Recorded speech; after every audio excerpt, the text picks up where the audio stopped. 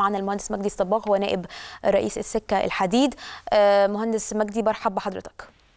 اهلا وسهلا.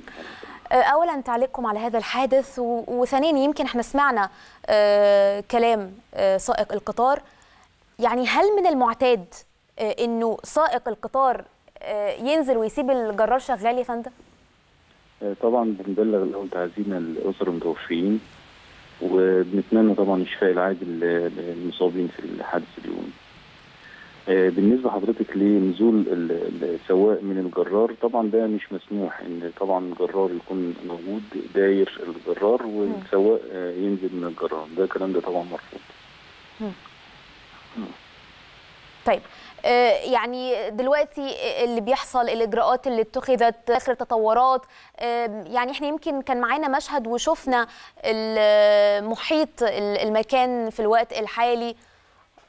هو طبعا في اتشكلت لجنه فنيه على مستوى عالي برئاسه نائب رئيس مجلس الاداره للصيانه والدعم الفني، وبعضويه 7 رؤساء ادارات مركزيه عندنا في الهيئه. بالاضافه طبعا في معاينه مستمره من النيابه العامه.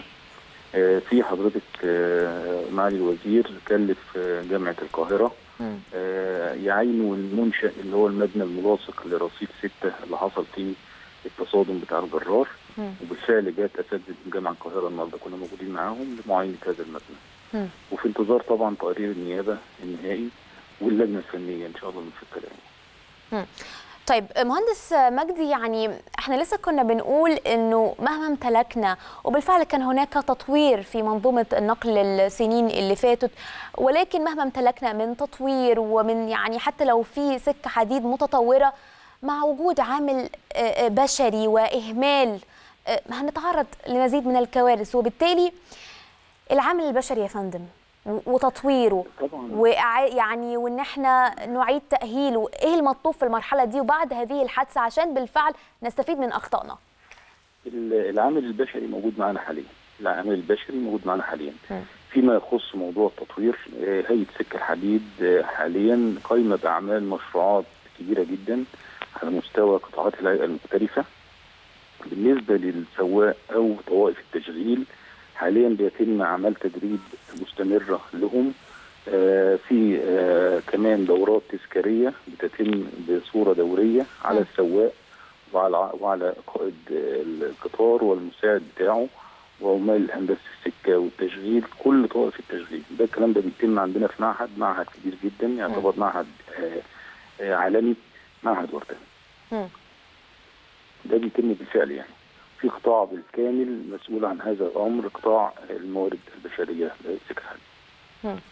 ولما بيكون في وقعه زي دي، او انه السواق ينزل ويسيب الجرار شغال، هنا العقوبات يعني ايه الاجراءات اللي بتتخذ ضده؟